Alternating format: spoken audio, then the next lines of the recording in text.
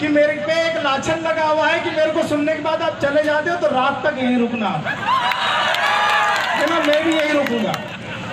और हम लोग जिस मुद्दे के लिए यहाँ पर आए हैं, मैं सबसे बिना किसी भूमिका के उस मुद्दे पे आऊंगा। चमेली बाई जिस भी गांव की थी, मंडलेश्वर थाने की घटना है, उसको बहुत बड़ा शराब कारोबारी बताकर वहां की पुलिस ने और खासकर पीआई ने 34 की कार्रवाई कर दी कि इसकी अनाप शनाप शराब थी। अरे टीआई और एसपी महोदय, अगर आप में हिम्मत है तो खरगन में जो ठेका है उसकी आप कितनी दारू रख सकते हैं उतनी जांच करके बता दो, हम लोग आपको मान के चले जाएंगे। हिम्मत नहीं है।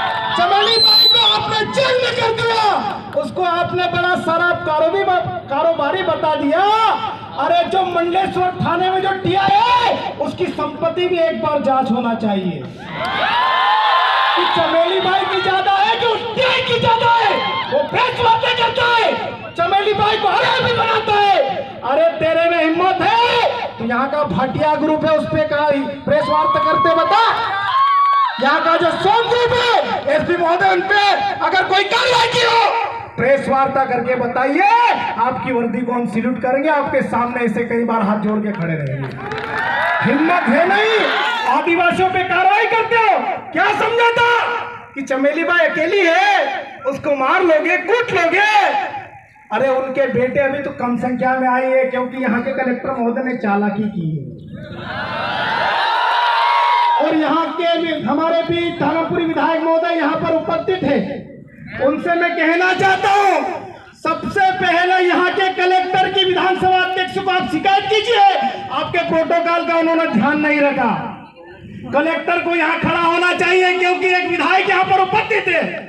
आप विधानसभा अध्यक्ष को यहाँ से लेटर लिखिए कि खरगोन कलेक्टर ने आपके सम्मान में आपका सम्मान नहीं रखा, आपके सम्मान की अवहेलना की। आपको विधानसभा अध्यक्ष को ये लेटर लिखना चाहिए। साथियों, हमारे जितने भी विधायक हैं, सांसद हैं, अनुसूचित क्षेत्र से चिट कराते हैं, उनसे भी मैं कहना चाहता हूं एक ही साल बचा है 2023 में, अब नियम कायदे में आ जाओ और आपके जो भी ये रखे उनको समझा दो कि आपका नियम क्या है, आपका मान सम्मान कैसे होना चाहिए। आपकी आगवानी करने के लिए यहाँ का कलेक्टर आपके समक्ष खड़ा होना चाहिए, लेकिन वो आ नहीं रहा है। और उसको ये भी मालूम है कि पीले गमछे वाले हैं, उसके सवालों का जवाब दे भी नहीं पाएगा वो। और हो सके वो छुट्टी वुट्टी में भी चले गए और आ जाए तो मैं उनको साधुवाद दूंगा। आईएएस की पढ़ाई में जो भी इनको पढ़ना होता पढ़ते हैं, लेकिन आदिवासी जो ये युवा तैयार हुए इनके पास जवाब नहीं है, इसलिए भागते फिरते हैं, इनके पास जवाब नहीं है। और साथियों, यहाँ के खरगोन जिले के जो आबकारी विभाग है उनसे भी मैं कहना चाहता हूं कि आप कौन सी नींद सो रहे थे जो पुलिस को वहां पर जाना पड़ा? आप किसकी गुलामी कर रहे थे यहाँ पर? और पुलिस को इतनी क्या आवश्यकता पड़ी है आदिवासी के घर जाने पर? और शराब के नाम पर प्रदेश के माननीय मुख्यमंत्री कहते हैं शराब बंदी पर उन्होंने एक अभियान चलाया। और यहाँ के कलेक्टर साहब, शायद एसपी साहब भी यहाँ पर उपस्थित है, उनसे भी हम फेस टू फेस सवाल जवाब करते हैं क्योंकि हमने शेरनी का दूध पिया है, आदिवासी माँ का दूध पिया है। उनसे भी सवाल जवाब करेंगे कि आपने इस नशा मुक्ति अभियान के नाम पर आदिवासियों को छोड़ के कितने गैर आदिवासियों पे कार्रवाई की, वरना आरटीआई लगाएंगे हम लोग। साथियों, जब भी आदिवासियों की बात आती है हमारे लोगों को कार्रवाई के नाम पे, अभी वो हेलमेट के नाम पे हमारे लोगों को लूट रहे हैं। मैं माननीय सुप्रीम कोर्ट का सम्मान करता हूं, हेलमेट सभी को लगाना चाहिए, गाड़ी के कागज सबको रखना चाहिए, पूरे आरटीओ नियम के तहत सभी लोगों को आरटीओ नियम का पालन करना चाहिए। लेकिन ये लोग कार्रवाई किन पे करते हैं? हमारे ही लोगों को, जो 10-10, 20-20 रुपए इकट्ठे करके उनको चालान के नाम पे रिश्वत देते हैं, हमारे ही लोग, और ये लोग खुशी खुशी ले लेते हैं। साथियों, अभी दिवाली का त्योहार था, हम लोगों ने कई टीआईओ से बात की कि कम से कम दिवाली में तो छोड़ दीजिए, लेकिन वो बोलते कि ऊपर से आदेश से। अरे तुम्हारे ऊपर वाले को भी हम दिखा देंगे अभी कौन सा आदेश निकालते हो तुम लोग। साथियों, जहां पर भी कार्रवाई की बात आती है वहां पर सिर्फ आदिवासियों को, दारू का केस आदिवासियों का बना दो, चालान का केस आदिवासियों का बना दो। अरे हमको क्या क्या क्या कहीं घुंघरू समझ रखा, घंटा वंटा समझ रखा है, जो आए वो बजा जाएगा। साथियों, ये धारणा हमको चेंज करना पड़ेगी। हमारे पूर्ववक्ताओं ने बहुत अच्छी बात बोली। सुमेर भाई 700 रुपए खर्च करके आए थे, लेकिन करोड़ों की बात बोल के चले गए, तो उनका कई गुना ब्याज वसूल हो गया यहाँ पर। और सारे युवा, जितने भी क्रांतिकारी युवा समाज के लिए काम करते हैं, उनको डरने की आवश्यकता नहीं है। समाज के लिए, समाज के दबे कुचले लोगों के लिए डंके की चोट सीने पर हाथ रखकर, सीना ठोककर अपने लोगों की आवाज बनकर उनके साथ खड़े होने की आवश्यकता है। साथियों, उस महिला के बारे में, चमेली बाई के बारे में प्रचारित किया गया, वो तो आदतन अपराधी है। अरे उसके यहाँ कितने टैंकर दारू मिले। आजकल वो पुष्पा मूवी के आधार पे दारू बिक रहे हैं। क्या खाद उखाड़ लिया तुम लोगों ने? गुजरात दारू जा रही तुम्हारे यहाँ से, महाराष्ट्र दारू जा रही तुम्हारे यहाँ से, क्योंकि तुम अगर ठेकेदारों पे कार्रवाई करने लग जाओगे, तुम्हारी शाम की व्यवस्था कौन करेगा? ये भी एक बड़ा सवाल है। अब चमेली बाई के पास तो 5,000 की बोतल है नहीं, 10,000 की बोतल है नहीं, 25,000 की बोतल है नहीं, 50,000 की बोतल है नहीं, 80,000 की भी बोतल आती जो श्रीदेवी पी के मर गई शायद, वो भी बोतल आती है। ये लोग बड़े बड़े लोग देते हैं, इसलिए इनकी ये गुलामी करते हैं और कार्रवाई सिर्फ हमारे लोगों की करते हैं। लेकिन अब इसको चेंज करना पड़ेगा, इसको उल्टा करना पड़ेगा। साथियों, 5वीं अनुसूची की भी बात हुई, संविधान की भी बात हुई। मैं पिछली जितनी भी बातें हुई है उस पर गौर नहीं करना चाहता हूं। सब लोगों ने बहुत शानदार बात की है। मुझे आज समाज के साथ खड़ा होना था और हुआ, और कई लोगों ने मुझे बोला कि 144 से आपके पर कार्रवाई हो जाएगी। हो जाने दीजिए, 11-12 हो गई है, एक और बढ़ जाएगी, क्या फर्क पड़ता है। और 144 जो यहाँ के कलेक्टर साहब के आदेश से एडीएम साहब ने लगाई है, बघेल साहब ने, पूरे हम पढ़ के आते हैं साथियों, किसने आवेदन निकाला है, क्या क्या निकाला है। और यहाँ पर प्रशासन के कई लोग सिविल ड्रेस में, पानी की जरूरत नहीं है, कई लोग सिविल ड्रेस में, कई लोग खुफिया रूप से हमारे बीच में भी खड़े हैं। खड़े हो जाइए, उनकी ड्यूटी है, हम उनको भला बुरा नहीं कहेंगे, लेकिन आदिवासियों के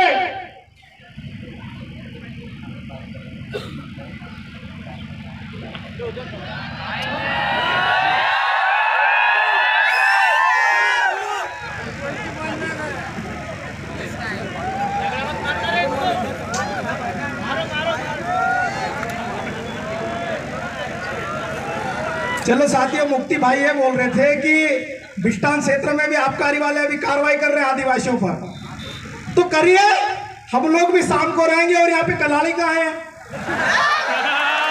अगर हमारा दिमाग खराब हो तो आज वहां की सारी दारू गिन लेंगे, क्योंकि सारे लिस्ट में होना चाहिए, है ना। आबकारी के नियम हम लोग भी जानते हैं।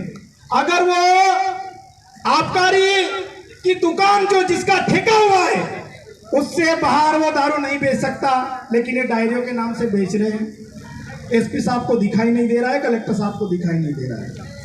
ठीक, ठेके पर जो दारू मिलती है उसका जो सरकारी रेट तय होता है, उसी रेट पर दारू बेचना होता है। लेकिन 10 और 20 रुपए, 50 रुपए ज्यादा रेट बनाकर हमारे क्षेत्र के लोगों को बेचा जा रहा है। अगर किसी दुकान पर, आपको महत्वपूर्ण बात बता के जा रहा हूं, अगर किसी दुकान पर आबकारी का जो रेट है, सरकारी जो रेट है, उस रेट से अगर ज्यादा पैसों में अगर दारू बेची जाती है तो आबकारी विभाग के जो वहां का जो क्षेत्र का जो अधिकारी होता है उसका एक कॉन्टेक्ट नंबर होता है, और अगर आप एक क्वार्टर भी लोगे तो आपको बिल देना रहता है उनको, लेकिन बिल कोई नहीं देता है क्या?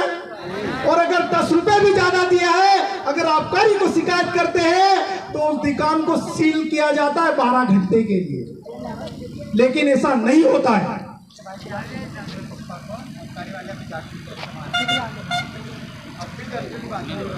अरे यार एक एक चीज बोलो यार, आप बीच बीच में आगे या फिर अब बता बाद में रखवा देना।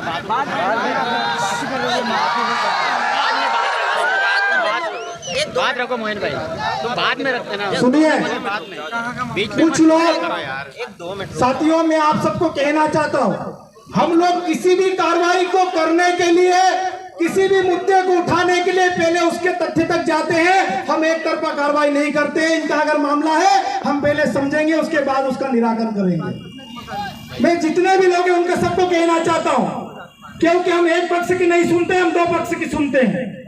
अगर इनके साथ अगर गलत हो रहा है, यहाँ का शासन प्रशासन सुन ले कि उनके साथ अगर गलत व्यवहार किया जा रहा है, झूठी अगर कार्रवाई की जा रही, तुरंत बंद कर दीजिए, वरना हम लोग अभी खरगोन में ही हैं।